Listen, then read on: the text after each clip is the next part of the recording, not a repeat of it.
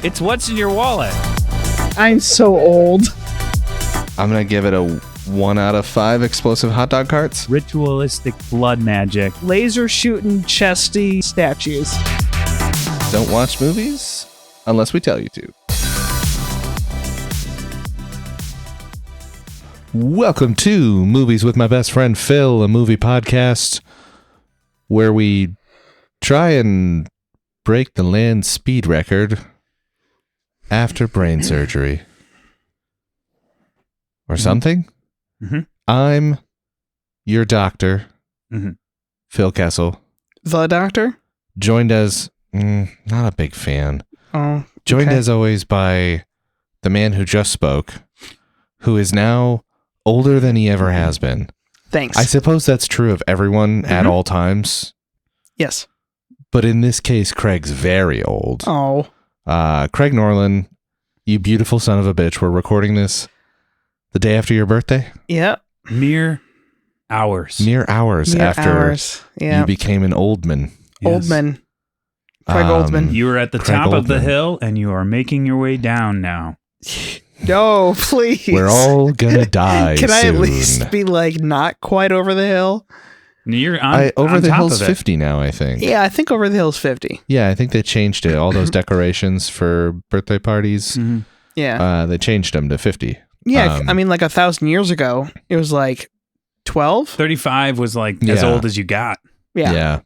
You know, it's funny. We all like to. Oh, I'm also joined by Will Chodas. Huh? Hello. Really? It's funny. We always that's a very constant joke of like, oh yeah, you only lived to like 21 or 35 or whatever.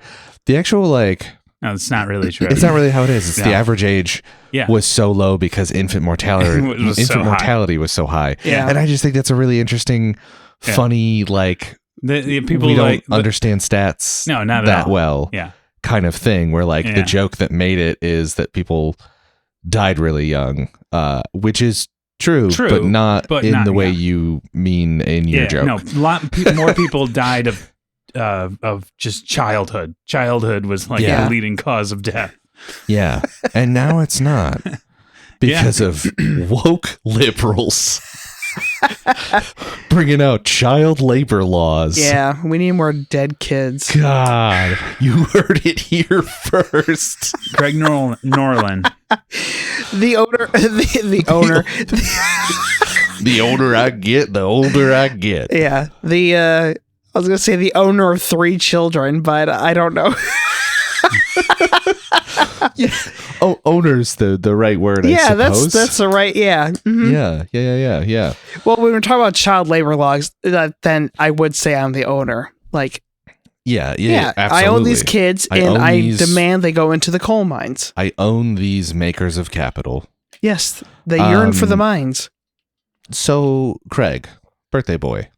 Yes, One, did you have a good birthday? I did. I helped my parents get their Christmas decorations up. That feels like such a classic I'm getting older birthday. And not like I'm not doing a joke about how you're old, but just like it just starts to happen at some Yeah. point where like you make less of a deal for your birthday, and then all of a sudden your birthday is just like, yeah, I'm gonna go do some chores for someone else. Yep. That's like, whatever happened to being a kid and like your birthday was everything. I still try and hold on to it as much as I can. But it is getting increasingly difficult to hold on to my birthday being anything special. I know. And I mean, like, I was like, oh, this is a big deal. It's 40. And I was like, I just sort of feel the same.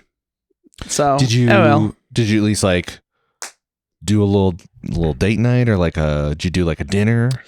well. We had gone out after we went to Motor City Comic Con. Oh. And so we kind of made that Yeah, okay. our date night. Yeah. No, my parents took me out to lunch for helping them. And then, Nice. basically the rest of the day was just normal. But yeah, Veronica made me these, I forget what they're called, but they're these little French pastries. Madeline's? No, they're kind of heart shaped, and it's just sugar. Palmiers? Yes, Palmiers. Very good. Very Big good. fan. Because we tried to get them at Epcot because I always got them at the bakery there, at the cafe, and they didn't have them this time, and I was really disappointed. So it was just a very thoughtful thing that she did. So my wife is great, and she's not going to listen to this anyway, but I'll say yeah, it but the energy's coming off, there. You know, it's making it to her. Yeah. That's fun. Birthdays, man. I feel like sometimes they can be a little lackluster, but when you get a good one. I felt like I was cursed in high school. Okay. Mm-hmm. On my birthday, because something bad would always happen. And by bad, I mean I would do something stupid. Because it's high school. Like causing a miniature 9/11. Yes. Or just causing 9/11. Yeah. Not 9/11 because you're doing it British style and it's 11/9 and also add 2 weeks. Yes. No, like there was one year where I had borrowed my dad's gas credit card and I lost it in the parking lot at Heartland High School. And I had to go back in the snow and try and find it. Did you find it? I did, but still, he was pissed. Amazing. Oh, I bet. Yeah. It took me forever to find that damn thing, Yeah. and I was sure somebody picked it up. Yeah. And then, my sense of humor is not always appreciated. Yeah, I don't know if that's the right word, but like I feel like I'm just gently ribbing people. And I don't realize that what I'm saying is very hurtful. And I said something jokingly to, like about my mom to get a rise out of everybody, like to make everyone laugh. And they did. And I could just see my mom's face. And my dad looked at me. Craig sitting at the dinner table. Yeah, Mom, such a bitch. Am I right? Yeah. Get a load of this. Wasn't that funny? Yeah. I forget what I said, but my dad is to this day very protective of my mom, and so he let me know in no uncertain terms what I said was not appreciated, and I had to go apologize to her. How old were you? Oh, like I was 40, like 17 39. or 18. Yeah. Okay. Yeah. Perfect. So that's amazing. Yeah, there's a couple years where I'm just like, man, I already lost the magic, didn't I? Like, birthdays are not really that fun. I feel like you can get, especially younger, you can get into that, like, I'm invincible mindset of like, this day's about me. This is important. Everything I say is good and funny and like, right. And that's, you get lost in that. And I was the youngest. And so Scott and Ann would invite their friends over for my, like, like, it wouldn't be like my birthday party, but it was like, oh, we're having friends, like some friends over and family. And it was like, none of my friends were there because I was like, oh, this is just a family thing. And they're like, oh, well, the Liggetts are here. And a bunch of other, like the Redlands are here too. Sorry, these are just people. Yeah. Yeah. Just human beings. Just human beings that we don't know. Except for I know the Redlands. You know the Redlands, yes. Yeah. And there'd just be people there. Took piano lessons from... from Karen? Yeah. I was like, oh, this is my party, right? Yeah. And they're like, oh, you're like a senior in high school. We're going to throw you, I forget what it was, if it was like peanuts but it was like somebody had a bunch of Snoopy stuff. And they're like, well, you're having a Snoopy birthday party. I'm like, what the hell's going on here? And then they all made fun of me for having a Snoopy birthday party. I didn't even choose this. I didn't do this. So anyway, birthdays, complicated. Yeah. I love it. I mean, I'm somebody who's like, I'm very birthday positive. You know what I mean? Like, I feel like the worst move on the planet is to not tell anyone it's your birthday and wait for somebody.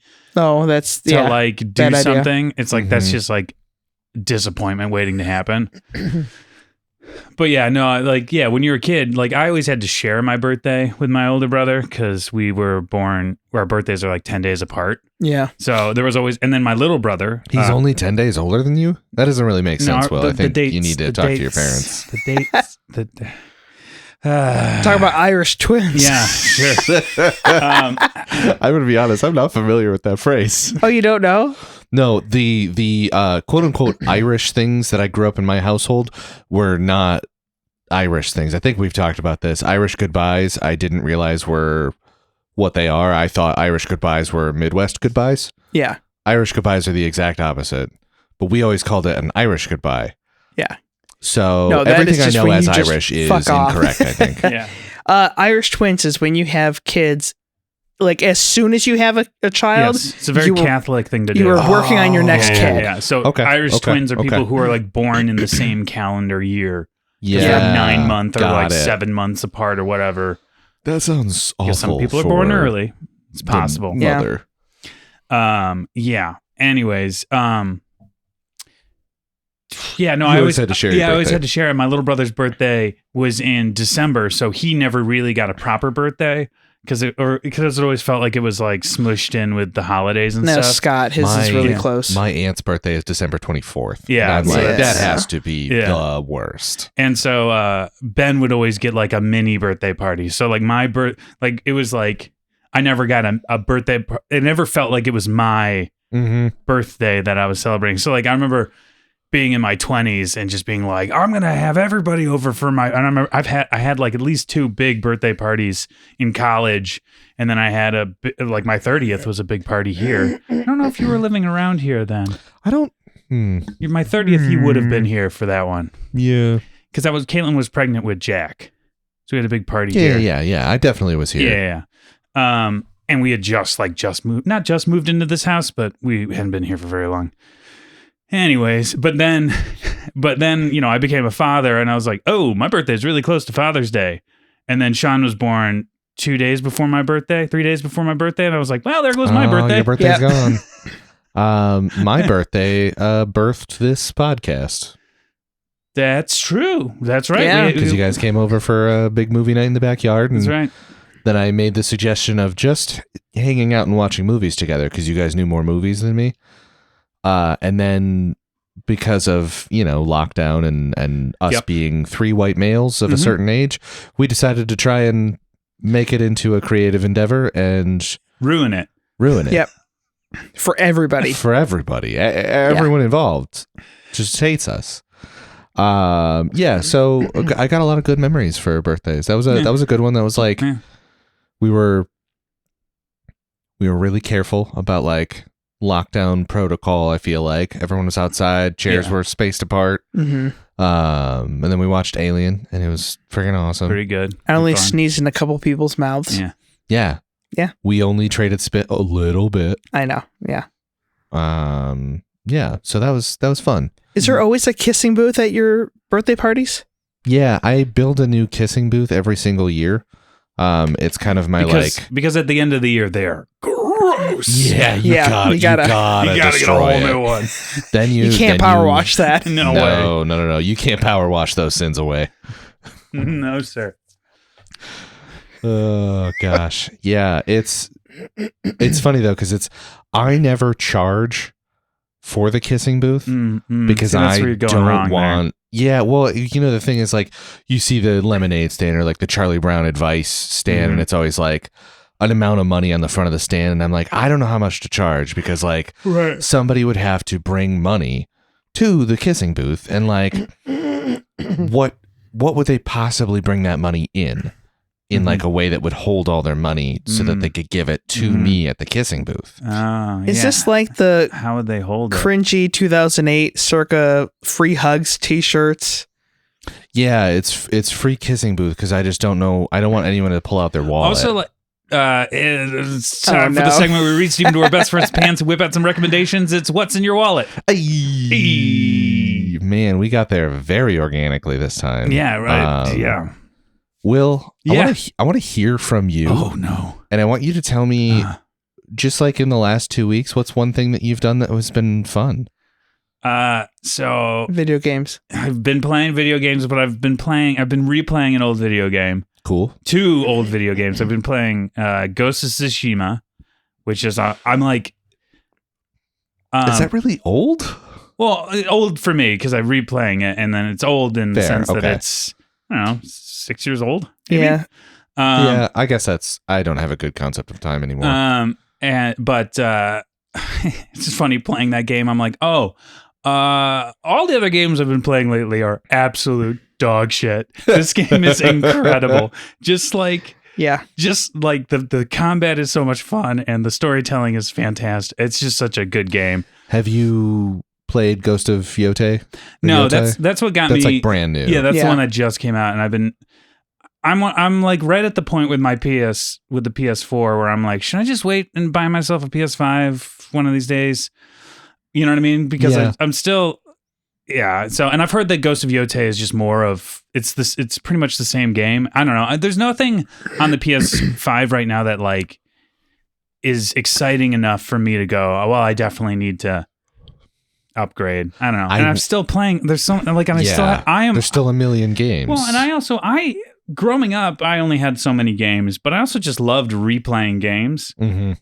Yeah. And I'm a big fan of the replay because I tend to like get weird in my head the first time I play a game. Like I'm worried I'm going to do things in the wrong order sometimes, or like I don't know what the end game is going to be like, so I don't know what to focus on. And so I get like a lot of like weird anxiety, especially in more open world games. Yeah. So like the first time playing a game, I'm always sort of like, I don't know if I like this. And then the second time I play it, I'm always like, oh, I know what's up this time. And I know what matters and what doesn't. So I'm not like as anxious. I don't know. Yeah. Yeah. I get that. Yeah. You think... Oh, sorry. Go ahead. Oh, I was just going to say I want to buy Ghost of Yotei because all the angry dudes online are like, oh, it's a girl. But also Erika Ishii is the like mocap actress and voice actress, and she's on a lot of Dropout content, or they're on a lot of Dropout content. I think either is fine. But big fan, so I would like to support that. Yeah, but also give the money and make the Rage Boys rage. I mean, those guys are going to rage no matter what. They're going to rage no matter what. You got to stick. I just want to stick it to them a little bit. Yeah. The other game I've been playing is I've been playing a lot of Lego Marvel. With my sons. And those games are just so much fun because you just like it is basically like Grand Theft Auto, but with like Lego people, and you can fly and superpowers and stuff. Mm-hmm.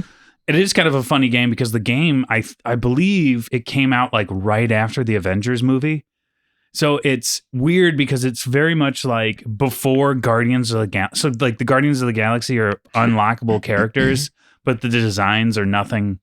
Like, you know what I mean? Like, and Black Panther's there, but he's wearing his like 70s outfit. Oh, because they haven't awesome. So it's very interesting to like play, and I'm like, oh man, this is like stuck in time. And like the DLC is also like all stuff from like Thor. What was the second one? Dark World. Dark World. Yeah. So it's like you got like, those characters and stuff. So it's like the one I haven't seen. Yeah, the one thing that I did really I like about it is like it is just like a straight up Marvel story, and the thing that's fun is that it doesn't have to worry about all the rights problems and stuff. So like you start off and you're with the Fantastic Four, and you're with Spider-Man, and you're with all that.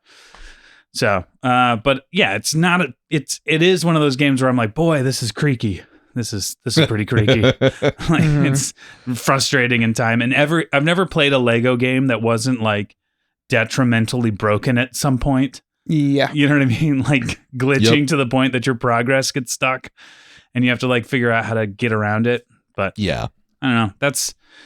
I also saw Wicked, the first one, over the weekend. Oh, the first one? Not the one that just came out. Oh, okay. But right on. Was it the first time you had seen it? Yeah, I hadn't seen it yet. Oh. Yeah. I guess I just thought you had seen it earlier. You want to know a secret? I realized because Caitlin asked me, do you want to watch this with me? And my first instinct was, no, I don't. I really don't. And I realized I don't like Wicked.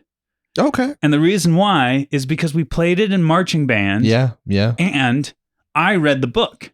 Oh, so, and it is wildly different.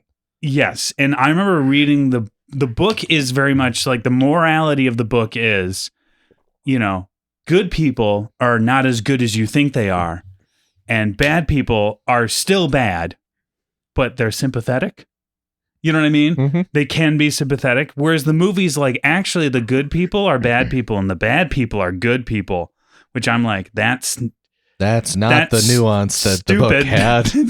Yeah. And and I hear people kind of complaining about the new one because it's the second half of Wicked, which musicals, in my opinion, the second half is always way worse than the first half. Into the Woods. Into the Woods, what do you mean is way worse? Like the second act is awful. Yeah. I mean, so many musicals do that because you have to like have all this conflict and story happen in the second act, and all the fun of the songs like goes away and it's like replaced with a couple ballads and maybe one showstopper that works, which I think is for good in Wicked. But yeah, no, like the Wicked story, which most people probably know, but like it tries way too hard to make it match up to the Wizard of Oz, like all the characters and stuff. Yeah. If you like, and that all that like sort of like sort, it just I just remember watching it going like, God, this is kind of corny. Like I just remember being like, this is like really corny, because like the book is interesting because the book is not an easy read at all, and like nobody in it is likable, but it at no point is it ever like, this is exactly like, there's a lot of like hinting that the Cowardly Lion is sort of this character and then that this character is this, but maybe not, it's all like kind of rumor and stuff like that. But in Wicked, it's like, oh no, it's explicitly the same thing. Yeah. And you're just sort of like, wait a minute. So this character, like, you're telling me that right after like this really traumatic thing happens is like, oh, we'll while away the hours, conversing with the flower. You know what I mean? Like, you're just like, this, you can't connect these things so one-to-one, you know? Yeah. Like the book Wicked makes it feel like this Wizard of Oz is like in a different universe. You know what I mean? So like when Dorothy shows up, it doesn't feel like it's the one from the movie. It feels like a different sort of Dorothy and a different idea, you know? Yeah. And so this trying so hard to be exact, I don't know. It's just But Jonathan Bailey's very handsome. Yeah, it's true. Yeah. But I don't like Wicked. I don't like it. Songs are good though.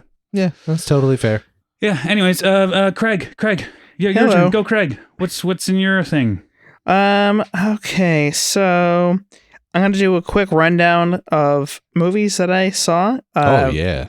I went to the theater with 40 for 40. Yeah.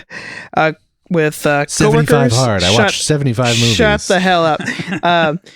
We went to the theaters and saw Predator Badlands, which was super good. Okay. I've heard mostly good things, and then I heard one person was like, oh, it was like a 7 out of 10, not that great, and everyone in the like group chat was just like, are you joking right now? Yeah. No, it was very good. Awesome. Frankenstein, not as good as I wanted it to be. That breaks my heart a little bit. It was like they took the bones of Frankenstein, because I've read the book, so I'm better than everyone. Yeah. Absolutely.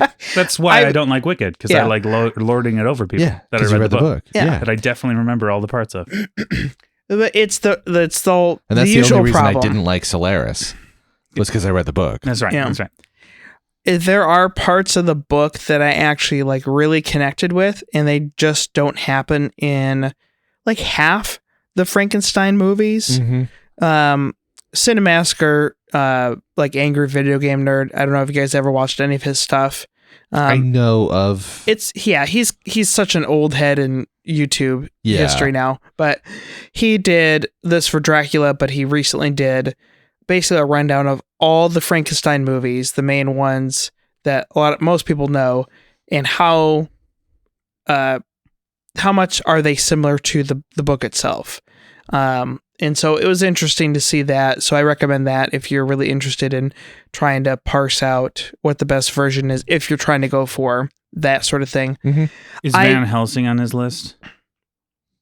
I mean, he's in the Dracula. Oh, are you talking the movie Van Helsing? No. Yeah, he didn't talk about that. Isn't Frankenstein because it's not. I know he's in it, but it's not a story explicitly about Frankenstein. No, I don't care. I'm not gonna watch it. Oh, okay. Yeah, it sounds like shit. God. Sounds like shit, Craig. Yeah, well, that's me. No, it's just there was a bit too much dumbing down of the story mixed with like superhero tropes, surprisingly. Isn't that Guillermo del Toro? It is. Visually, it's great. Cool. Okay. And then the guy who plays Jacob Elordi, who plays the monster, he's awesome. Like, he's great. Everyone else is just kind of there. Maya Goth is completely wasted. She's great in Pearl and all the other X. She was in X and Pearl, and okay. She's been in a bunch of stuff, but mostly period pieces and horror movies. Yeah. What a combo. And so yeah, I would still recommend watching it. This is just for me. Like, I didn't like it as much as I wanted to. I really wanted, because I love Guillermo del Toro. Yeah. Not all of his movies hit for me. Some of his later ones, fair. Like Nightmare Alley, was kind of a miss for me. Even The Shape of Water, I didn't really hit on that one. But I love... Is that because you don't want to fuck a fish? Yeah, mostly.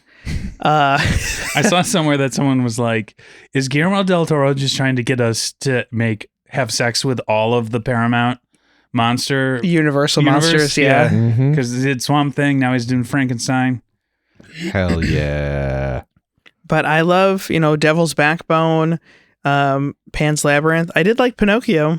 His version of Pinocchio was very good. Oh yeah, I missed that one. Because another Pinocchio movie came out like the exact same Disney, time. Yeah, live action version, which is God, awful. That's gotta suck. It's so bad. So besides that, it is November, so I try to fit in like 3 or 4 noir movies because it's Noirvember. So the 4 I watched this year were Detour from 1945, Odd Man Out from 1947, The Asphalt Jungle from 1950. And that made me laugh. I know. It has the word ass in it. Probably that. And High Sierra from 1941. High Sierra. Oh, hi. Is Humphrey Bogart in his breakout role. Okay. This is before Maltese Falcon. Yeah. Which is like supposed to be really when noir became a genre in itself. If anyone is like, oh, I want to check out noir movies, and you're talking about like the old school, it has to be black and white, because everything past that, it's like neo-noir or it's whatever. Neo-noir, yeah. Even like The Third Man is not really considered to be a legit noir as much as some of the 40s stuff. Or maybe I'm completely wrong. So, that sounds plausible to me. Yeah, it does. But out of the 4, Detour is fine. It's only like 68 minutes long. It's very short. But what my point was, if you're trying to get into this and you're looking for like good vibes and people making good decisions in movies, these are not the movies for you. Noir movies are just full of bad choices. It is like this guy is trying to make his way across the country, and he hitches a ride with this guy, and the guy ends up dying, and he's like, oh, instead of just like calling the cops, he dumps the body and then has it loaded over him by someone who finds out that he did it. Yeah, he's getting blackmailed by this girl. And so his life is completely ruined because he made a really dumb decision. Oh God. And again, every single decision, Odd Man Out is about a heist that goes wrong, and Asphalt Jungle is another heist gone wrong. It has Marilyn Monroe in it for like 5 seconds, but they put her on the poster because it's Marilyn Monroe. Yeah. And then I liked High Sierra a lot. Again, that's Humphrey Bogart. He's probably, I don't like it as much as like In a Lonely Place. I hadn't heard of that before I watched it last year, but that's probably the best of his, I would say. He's in the Treasure of the Sierra Madre, right? Yeah. I liked that one. Mm-hmm. I enjoyed that movie. Maltese Falcon, and you can't really beat Casablanca. It's amazing. It's Casablanca amazing. is one of those movies that deserves all the praise it gets. We've talked about it. I've talked about it with Jack, where I'm like, because I don't think she's seen it, or she saw it like a very long time ago. And I just like that movie. That was such an early hit for me. That was just like, these things can be something. Like movies can be a thing. Yeah. And like, it's also like one of those things, like, I don't know why. I feel like everyone has this moment, but you just like assume that like people in the past were dumber. You know what I mean? Like, or they weren't as clever, or they weren't as smart, or you know what I mean? Or understood things the same way we do. And that's one of those movies where you like watch it and you're like, why would I have ever thought that? You know? Yeah. Yeah.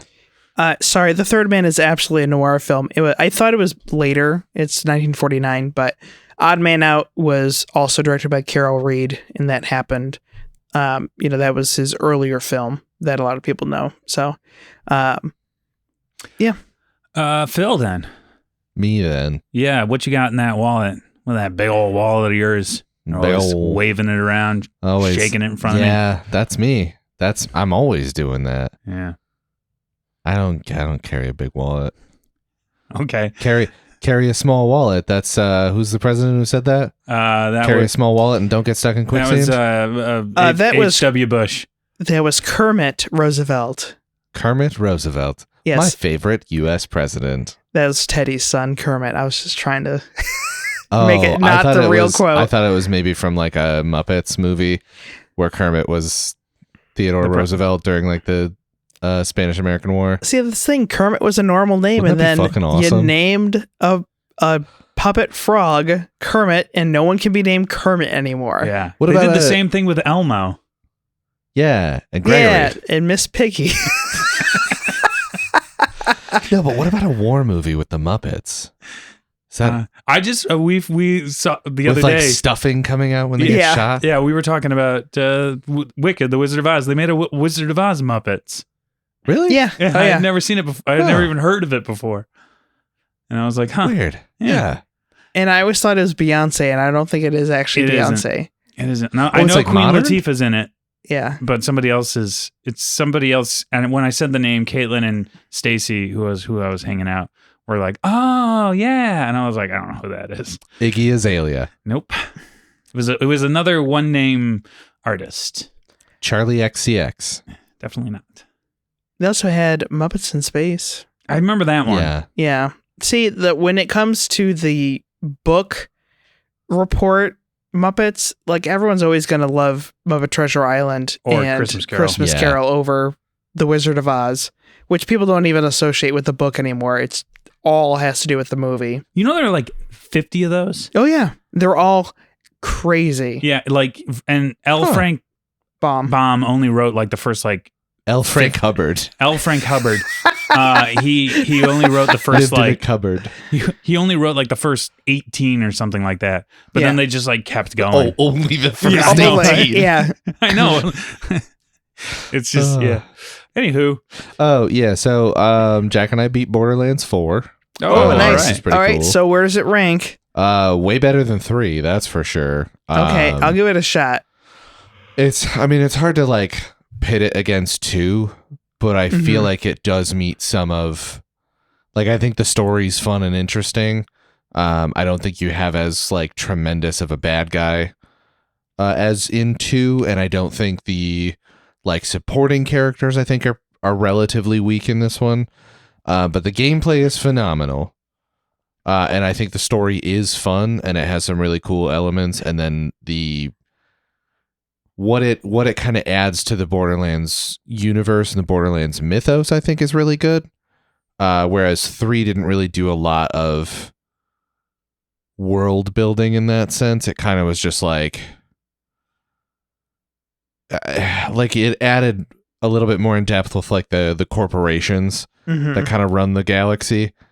But not as much to do with like the sirens, which are like the cool part, the big part of like, you know, the mystery element to the universe. And I think this one adds enough to the mystery element of the sirens that it leaves you wanting more. And it definitely is like, this feels like Halo 4, which I don't know if you guys, neither of you guys are big Halo people, but Halo 4 was when 343 took over Bungie, Like, so like a new studio is taking Halo, like this magical, legendary franchise.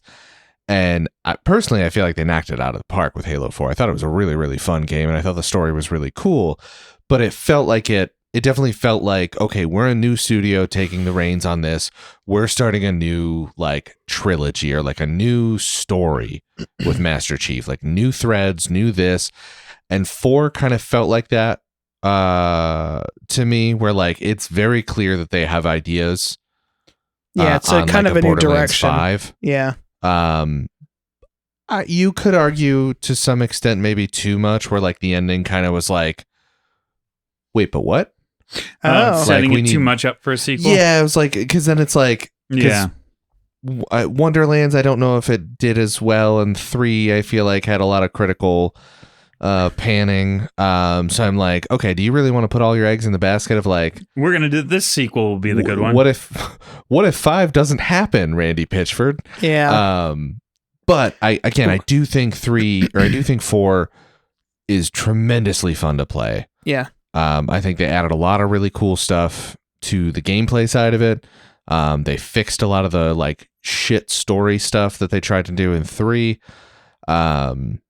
while keeping it like they didn't Rian Johnson it and like completely like, or like gas leak year from Community. Like they didn't like fully torch it. Yeah. They just kind of avoided the parts that were problematic and just started on a new path. Did they reference the movie a lot? Because that's what I'm looking for. It actually is a shot-for-shot video game remake of the movie. Yeah. Oh, good. You actually don't play at all. You just are watching the movie again. I think Phil just watched the movie. You just over watched and the over. movie, didn't you? Is that not the same thing? No, the movie was not Borderlands quite. 4? No, not quite. But they're set to release, I think, 2 story-based DLCs, a few like post-game crunchy, let me get my stats as high as possible type things. So because there was a lot of people that really liked that aspect of Wonderlands, where like the end game was like trials that you'd run, where like enemies were progressively harder and harder, and you could make the game more and more difficult. A lot of people really liked that, but the DLCs they released were just additional levels for that. And everyone was like, are you fucking kidding me? This is the franchise with like some of the best DLC historically. Like, you have to provide us with... We spent the same amount on you creating like 4 different arenas. Yeah. As we would have for like a full-on story DLC. Yeah. There's a whole lot of like internal stuff with Wonderlands where people... There's like 2 specific like areas you go to that people think were originally intended to be a DLC, but they ran out of time to make the base game, so they just chunked them in. But 3 had amazing DLC. Yeah. So I can only hope that 4 nails it. Yeah. Because they did a lot better with the story. Tied in some of the characters from 3, which is, I always love when they get a you play as the characters and they don't really have a lot of, we talked about this. Yeah. They don't really have a lot of personality because you're just like kind of experiencing the world as this character. But then in the next game, they bring them back as like NPCs. A fully, an NPC with like a fully developed character. And they did really well in this one. I think they included 2 out of the 4 playable characters. And I feel like the DLCs are probably going to be surrounding the other 2 would be my guess, but that's cool. We'll see. I don't think we know a lot about those yet. So yeah. It's good. It's Borderlands is kind of a special game series. Was Halo Reach before or after 4? That's a question that I never at got one into point in my any life of the Halos. I could have answered. I think it came before. Yeah, I don't know why I think it's before. I never had an Xbox. I had an Xbox 360 for a really long time, so I played all the Halo games on that. Halo Reach is incredible. Halo 4 I think is really good. My favorite will always be Halo 3 ODST, which you don't play as Master Chief, you don't play as a Spartan. Yeah. That game is just like, that is on another world for me. The music is incredible. Halo, Halo 2, Halo 3, Halo Wars, Halo 3 ODST, ODST, Halo Reach, in 2010, Halo Combat Evolved Anniversary, and then Halo 4. Okay. Okay. Yeah. Halo Wars was surprisingly kind of fun. It was like an RTS, but Halo themed. Okay. I never got very far because I'm really, really bad at RTSs. But I thought it was fun that they tried something different. Yeah. And then if anyone listening wants to sit and talk about Halo 3 ODST with me, please, dear God, reach out. That game is such a magical experience of a video game for me. Yeah. And I think about it all the time. All the time I think about that game. It's so good what they did. Did you watch Red versus Blue? No. No. Okay. See, that was the only part of like Halo that I connected with was the comedy version of it, because we did play Halo. Yeah. But it was just like the same map over and over again. Yeah, just the multiplayer, just shooting each other. The multiplayer. I will say it's a very fun campaign to play with people. Yeah. Halo 3 ODST. Halo 3 is a great game. Halo 3 ODST for me is just like, it is a peak of video game storytelling. Is it like the New Vegas of Halo? I feel like maybe it is, because I really, really love it. And there's like a schism, I think, in the fan base over New Vegas. And I think there is a schism in the fan base over ODST. Okay. But it's just the experience of playing that game. It is half a nighttime moody noir and half a like action packed Halo game. Yeah. And they thread the needle so well. Mm-hmm. And the music is maybe some of the best video game music I've ever heard. Well, I guess they're remaking the first one for next year. Yeah, I saw that. Yeah. My friend Sean will text me every bit of Halo news, and I get excited every time, and I haven't played a Halo game since Halo 4. Yeah. I just still get excited because it's a fun franchise. I have a lot of deep core memories of Halo. Where did we get on this? I was talking about Borderlands. I really don't know. I was purposely making you leapfrog from one series that you like to another. So it's almost like we were trying to mash together a bunch of different genres kind of all in one, in like a weird sci-fi lump of things, and we were driving together, and we were driving really, really fast straight towards the wall. And also Peter Weller is there eating Oreos with me. Yes. That's right. We watched The Adventures of Buckaroo Bonzai Across the Eighth Dimension. This was a movie starring Peter Weller, John Lithgow, Ellen Barkin, Jeff Goldblum, and Christopher Lloyd. It's 102 minutes long. Really? It felt longer. I mean, I don't know, because I fell asleep partway through. It had a $17 million budget, and it made $6.3 million. Whoops. Listen, if we're about to do Rotten Tomatoes, I don't understand how this couldn't be a 1 or a 100% movie. I don't understand this movie. I don't. It has to be one of those two. So what do you guys think how do you think it's sitting, Craig? Like 37%. How about you, Phil? 39. Well, you guys are both off by quite a bit. 67. Oh, okay. And 69 for the audience score. Craig, you picked this. Yeah, why? I did. Why? Why? I wanted to pick a pretty. I'd say it's a pretty well known cult movie, and when I say pretty well known, I mean to vidiots. Like, at least Will and I are vidiots. Yeah, that's a word I feel like I've never heard you use. I think it's an apt term. Yeah, it works. Yeah. People who spent a lot of their childhood roaming the aisles of video stores and looking at the weirdest thing and wondering what Orgasmo was. Yes, every time. Every single time. And knowing I can't rent it. Pootie Tang. That was the other one. Or just like wondering what delicatessen was, because it's just a picture of a pig. And of course, you'd always go down the horror section and get scared of Chucky. Or the what was the Peter Jackson one with the girl in the mouth? Dead Alive. Yeah. Yep. Yeah. Didn't like that one. Yeah. So there, and that weird fascination caused you Did to we watch that. Mm-hmm. Yeah. Okay. That was a good movie. That movie was awesome. Yeah.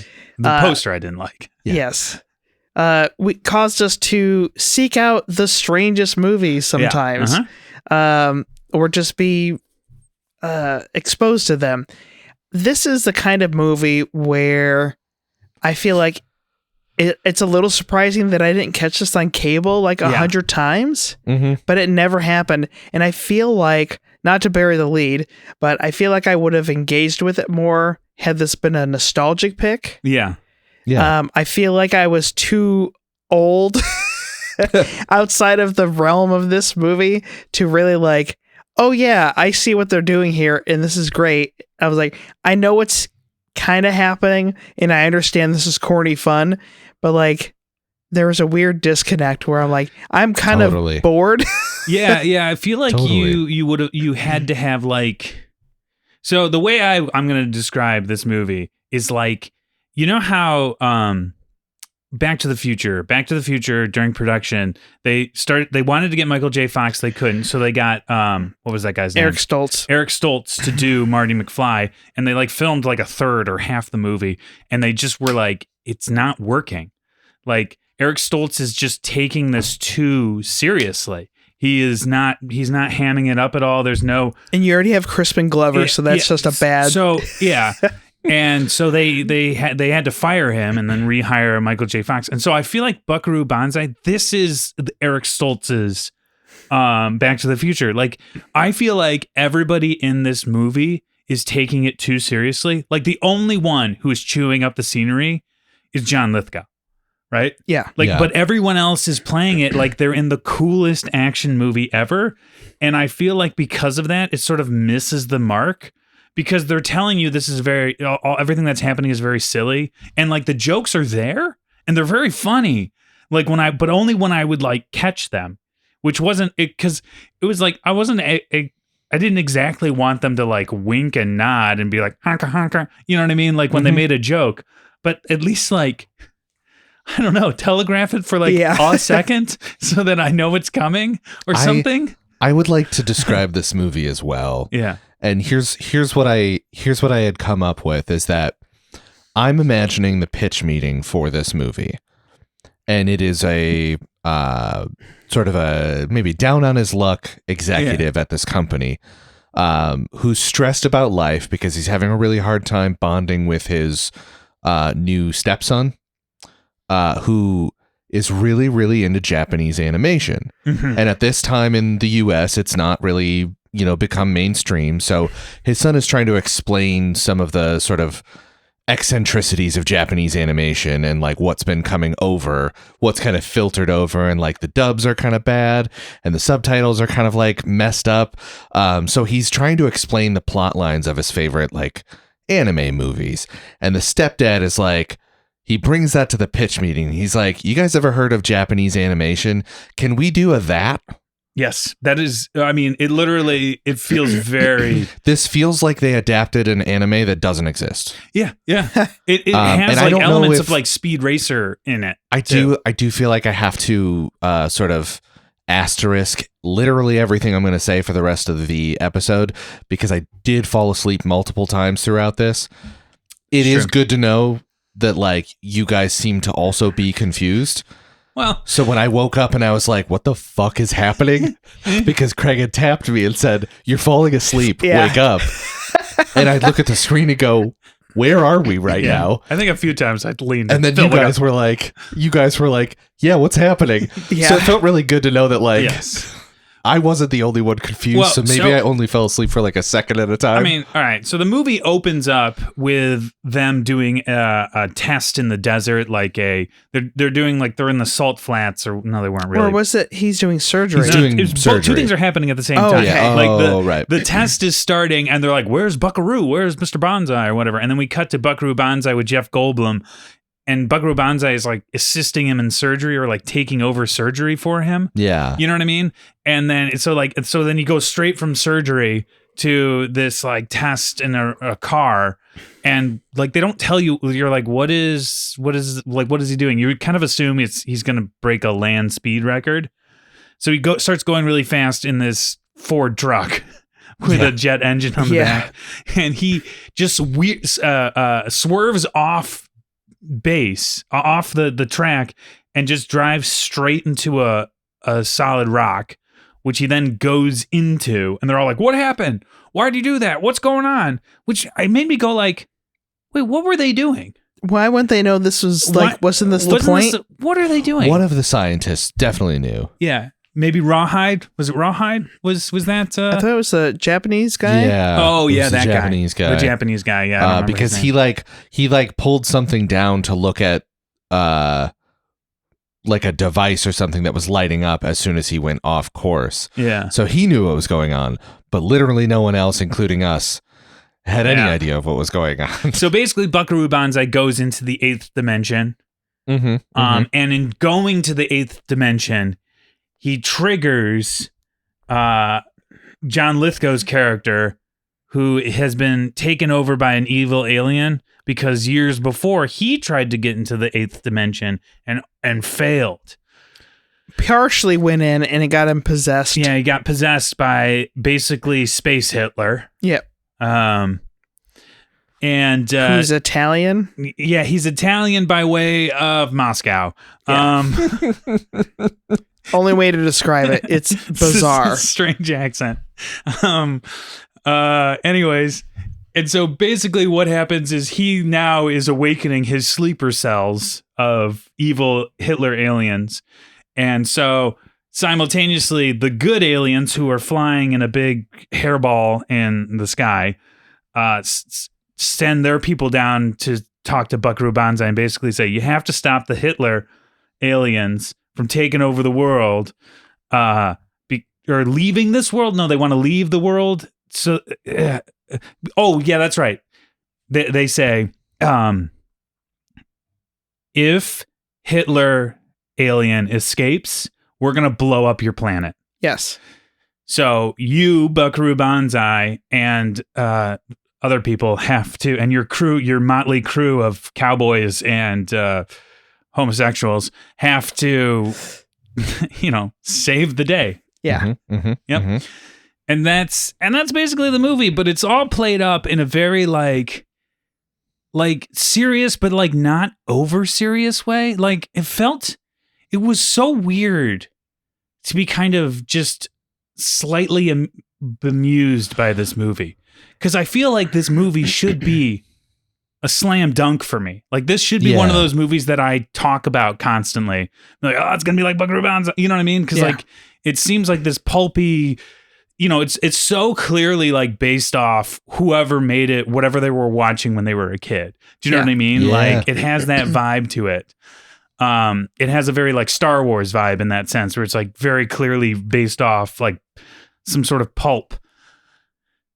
But God, is it boring? It's just so boring. It's weirdly earnest. Like him singing to the girl. He's like, "Oh, why are you sad?" Yeah, like who stops a concert? Yeah, he's really like. And I think it's also that Buckaroo Bonzai is like, you know how like in high school you'll meet somebody who like kind of has not necessarily a following, but like people are like, oh, it's so and so. He's like super smart.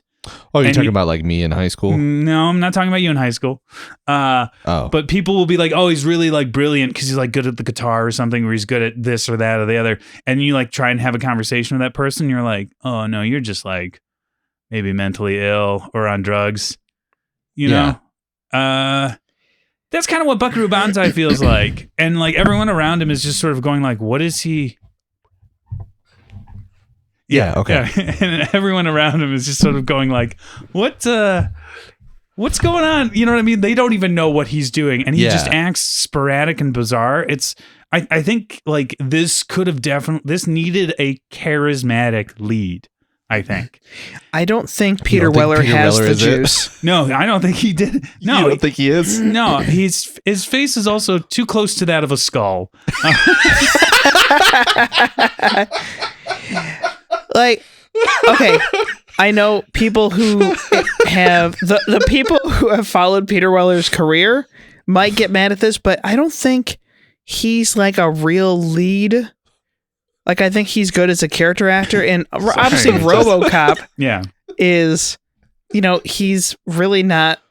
He's behind a mask, doing a voice, and when he takes it off, he's like, he looks insane. He looks crazy, yeah. But I don't think I've really seen him in anything besides Star Trek Into Darkness, and he's only playing like a military guy there. Yeah, I mean, he's great. He's got a very villainous face, unfortunately. Yeah. And he's been in so many movies, but again, he is usually a character, like, but he's just there. I feel like regardless of how he looks, I feel like there is a way for him, if he had like played it charming, or like if he had been like at all like heroic, but he seemed like sort of like a man preoccupied like the whole time.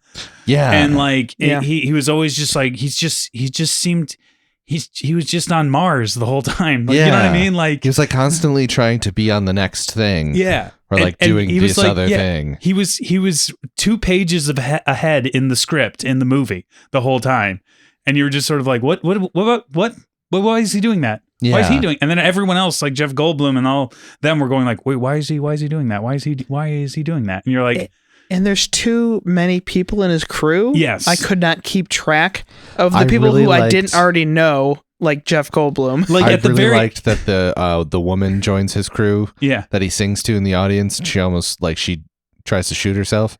Yeah, and then she joins the crew, concert. And then she's in their press conference and is like, she has a microphone at their press conference, and I'm like, what? Yeah, and then Jeff Goldblum is there, and he like shows up in like a whole costume. Yeah, New Jersey, cowboy. And they call him Jersey. And I was, but he's just like a cowboy. I guess it takes place in New Jersey. I don't know. And it's very strange because you're like this part that's a joke, right? This is where I'm like, this feels so much like it's an adaptation of something where I'm like, somebody would get this because they've read all of the comic books this is based on, or they've read all of the manga this is based on, or they've read like the weird little novelettes. You were right. It totally feels like an anime. It feels like it's got that like Speed Racer, like, or like early Gundam Voltron vibe to it, where it's like a group of characters who all have like quirky personalities. But like, and I feel like I almost feel like some of the, and this is going to sound crazy for me, I definitely never suggest that things should be animated instead of live action. But this would have, I think, benefited from being... Yeah. Well, I just think it would have... Like an anime TV show. Yeah, maybe. Maybe. I don't know. I don't know if it would have benefited. But I feel like the other thing is there's a bunch of characters, but none of them stand out enough. Like Jeff Goldblum's character, they needed more gimmicky things. Like in anime, like in G.I. Joe. Mm-hmm. You know what I mean? You needed one guy who's like the one guy, his name was like Pretty Steve or something like that. Yeah. And he like that didn't really come into play. Give them like a perfect Tommy. Perfect Tommy. Yeah. Give them like not an ability, but like a make gimmick. Somebody. Yeah. Give one of them a hawk. Yeah. And have him be Hawkeye. One of them has a sword. Yeah. They all had guns, but like this guy just carries a sword. Yeah. And he's really freaking good with it. Yeah, or something like that. Like something along those lines. And like I didn't understand what Jeff Goldblum's character was doing because he seemed like the audience surrogate type character. But like, but he joined their crew after not being able to complete surgery. So he's like, I guess I'll join the band. Yeah. Okay. Can I say the only character that I liked, because it was a dumb joke, but I thought it was funny, was John Big Boutte. Oh, yeah. Which is Christopher Lloyd. Christopher Lloyd's character. So all of the evil Nazi aliens are the best part of the movie. And they all have the same first name, and their last names are all really funny. Yeah. It's all like Big Bootay or like, God, I can't think of any of the others. But John Emdahl. Yeah. They just all Worfen. Yeah. Lord John Worfen. Yeah. John Parker. Wait, Emdahl's one of the good guys. Oh yeah, all the aliens had the first name. Even the lady had the first name. Okay, John. I'm in the Wikipedia and I'm about halfway down and I'm starting to like not know what it's talking about. And not because it was a wild movie, because this is where I started drifting in and out. And I felt really bad. Yeah. Somebody tries to take over someone's mind. I don't remember that.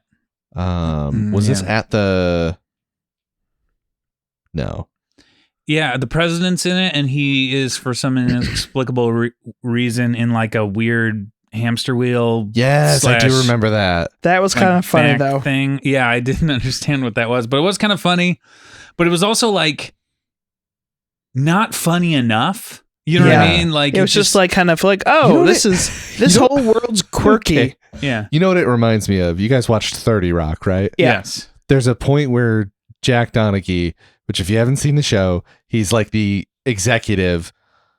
He comes to like the writer's room for this like SNL parody show.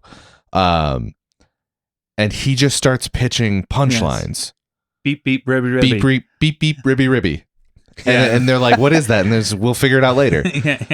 That kind of feels like this, where it's just like they just started saying words and they're like, oh, we'll piece them together later. And it's just like random punchlines. Oh yeah, what if the president was in like a weird like backstretching hamster wheel device thing? Yeah. Like yeah. But why is he? No. We'll get there later. Yeah. The Coke budget in the writer's room on this had to be something extra. I don't know how any executive signed off on this. Yeah. Like, for that budget, this seems like a very high budget for what this movie is. Yeah. I don't know. It was a different time where you could like, you just had to like be excited about a project and convince the right people, you know? But yeah, I mean, I want to say more about this. Again, I feel like if I watched it a couple more times and really locked down on some of the quotes, maybe it would just be like, oh, yeah, I kind of get it now. I think either that or if you read all the books it was based off of. Again, I don't that think don't exist. Those don't exist. Write them. Yeah, for real. No, this was one where we were going to watch it. Like you picked it and I was like, oh, I bet I'll like this. Because it's going to be like weird, quirky old sci-fi, and maybe it'll be super cool, and it'll have like, you know, silly things. And I really, really wanted to love this. And it feels like the strangest sensation of like, this movie is truly on another wavelength where like it meets all of the parameters, it checks all of the boxes, but it feels so alien to me watching it, where I'm like, I just don't get this. So I think to me, this is an example of bad direction in a lot of ways, like bad directing, maybe. Like it feels like the ideas are all there and even some of the talent is there, but like it needed somebody to understand how to tell a story a little better. It's a half step up from a So Bad It's Good movie. Yeah. And it has everything that you like in those movies, but somehow they have some good talent in there. It's like just good enough that it's not good. Yeah, well, like one of those bad movies, you know, So Bad It's Good movies are, what makes those fun is the choices are often like insane. Yeah. Do you know what I mean? Yeah. Like, and I almost feel like there needed to be more choices in this. Somehow in this like madcap movie, there needed to be like bigger, broader choices. Yeah. Do you know what I mean? Like it's almost like the actors were like too good. Actually, I feel like this movie probably was had too much of a budget. It may have been more fun, and at least from a 2025 perspective, you know, watching it, it would be more fun for us to watch it had it an eighth of the budget. Yeah, and they were just trying to build it on magic and stardust. You know what I mean? Like that's why all those So Good It's are so bad it's good stuff works, it's because somebody has like a strong, like it's usually because like the person making it has such a strong like force of will. They just sort of will this movie into existence. Yeah. But they have like none of the talent. So ends up what being made is just a bizarre. Yeah. Anyways. I have a question. It's very important. I might have an answer. Is young Clancy Brown like really hot? Really hot. I was like floored because he just looks like a normal guy when he's older. But when he's on screen in this, you're just like, damn, he's a good looking dude. Yeah, man, and I don't think I'd ever seen him as a young guy. Jeff Goldblum he's one of those where I feel like when he was really young, he looks pretty funny looking. Yeah. And then he gets to like Jurassic Park and you're like, okay, I get I get why people think he's very attractive. And now he just kind of looks a little strange again. Yeah, he's gone back to being strange looking. Yeah. Yeah, because he's got a little bit of the bug eyes. Yeah. Yeah. I think him in glasses is always the way to go. For sure. He's a glasses man. Sorry, when you said that, I'm like, the movie Glasses. What is Glasses? Him in the movie Glasses is great. Okay, so if you were to give this movie a rating, Phil, what would you give it? You're going to make me go first. This is tough because, like, I think it I want it to be one that I'd recommend to people to watch because it's so weird. But I feel like I'd be more recommending it for somebody to watch to prove that it exists, that it happened, that I watched something. I don't know, guys. I don't know about this one. This was such a weird, strange experience watching it. Yeah.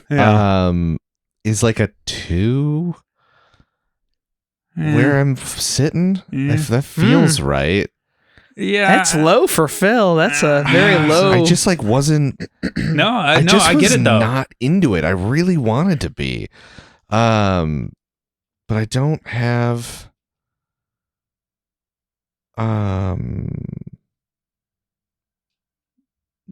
Okay, 2 out of 5. Weird kissing electricity. Yeah. Because that was a thing that came up. Yeah, there was some electricity. Got, like, neurocharged via the phone and knew a formula that it. Yeah, it just and then was wrote like, it on someone's hand. He had the glasses from They Live. Yeah, it's very weird. Yeah, this movie did have some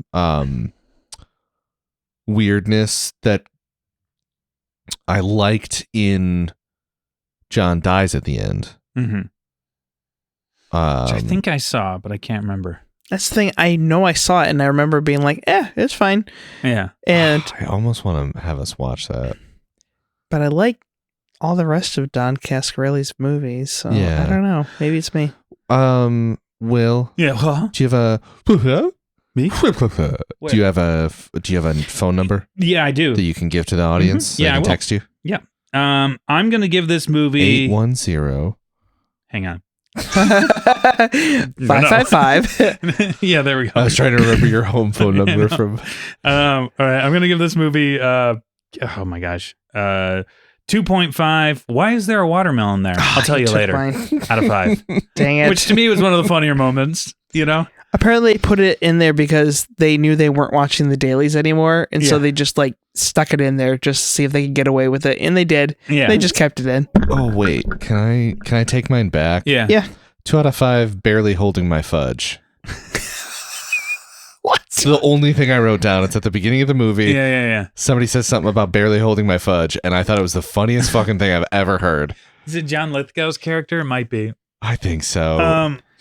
Okay, so yeah, I mean the reason I do feel like there's like this thing is full of ideas, maybe too many ideas, and I feel like it's got a good script and like it is one of those things where it's like I'm glad I know about it. I'm glad I've seen. It feels like something that would be cool to have like logos, you know, like art from or something. You know what I mean? Like I think it's again like there's something off in the direction, in the final edit, or some of the acting. It's just like it's not all clicking where it needs to be, and it ends up being kind of a slog.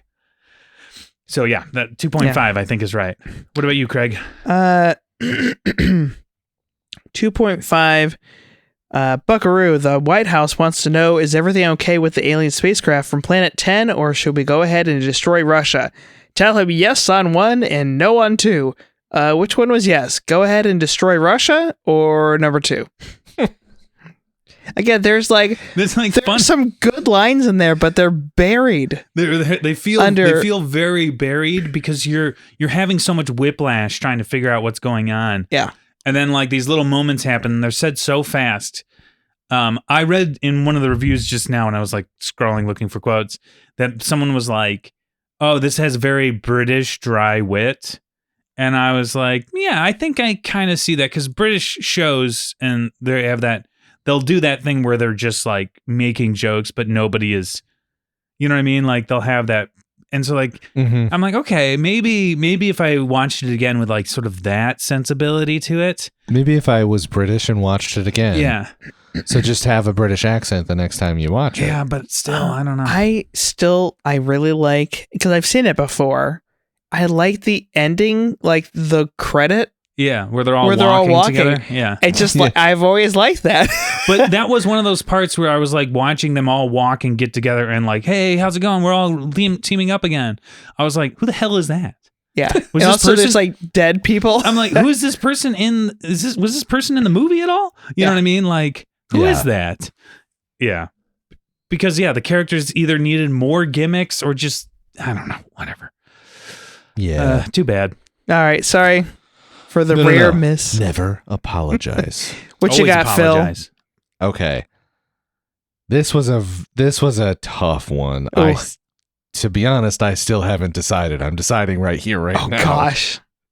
Well, okay, so there was like, do I go the horror route because the cinematographer worked on the Amityville Horror, which I've never seen, but that's like a classic. Yeah. Do I go the Western route because Matt Clark was in The Outlaw Josie Wales, which I know is one of Craig's favorites. Yeah. Clancy Brown is in John Dies at the End, which this movie reminded me of in some ways. And then Peter Wells was in also Shrek.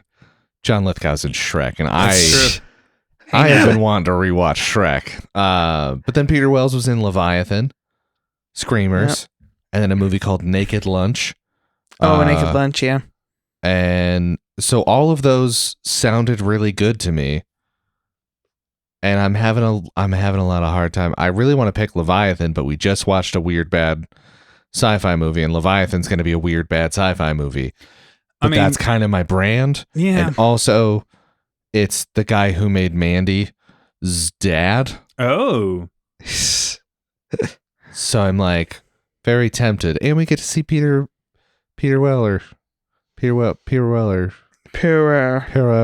again and see if he has the charisma of a leading man in that one. Yeah, go with your gut. My gut says Leviathan. Okay, we're watching that. All right. Leviathan. When did that movie come out? 1989. The tagline is, "How long can you hold your breath?" If I'm like not being chased by a monster, like a minute. I feel like I could do like 2 minutes. Ooh, is that Ernie long? Hudson's in this. You can do Ghostbusters. Oh. Ooh. Okay. That's a good question. We should all try and hold our breaths and see how long we can get. Because I got a lot of breath control. I did swimming you're a swim boy. And I played the saxophone. Yeah, I don't think whatever my number is, I don't think it should be the benchmark of good. Let's see. How long can the average person listen to this podcast? Hold their breath. Should have just asked Siri. The average person can hold their breath for 30 to 90 seconds. That's a really wide range. Yeah. I thought I would be able to hold it for 2 minutes, but that might be wrong. I know I've gotten over a minute before. Huh. So this movie, underwater deep sea miners encounter a Soviet wreck and bring back a dangerous cargo to their base on the ocean floor with horrifying results. The crew of the mining base must fight to survive against a genetic mutation that hunts them down one by one. Fun. Yeah, it came out shortly after Alien. And then everyone was trying to capitalize on it 10 years later. Yeah. Yeah, shortly after. Shortly after. Uh-huh. When you think about time. Time is a flat donut. Mm-hmm. Thank you for liking and subscribing to the podcast. We're on Instagram, Facebook, YouTube, and TikTok. If you want to tell us why that watermelon was there.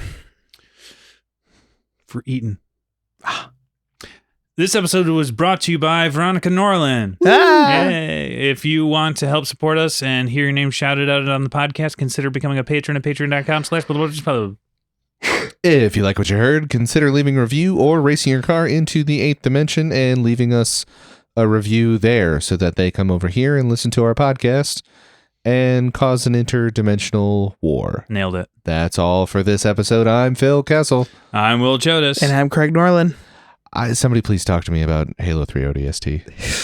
I just want to talk about it. Yeah. I just want to talk about the things I like to. Again? Orbital Drop Shock Trooper. Orbital Drop Shock Trooper. God, Craig's such a plebe. Original soundtrack. It sounds like Helldivers too. I mean, it's not. Oh, okay. Okay, we'll buy. We love you. Yep.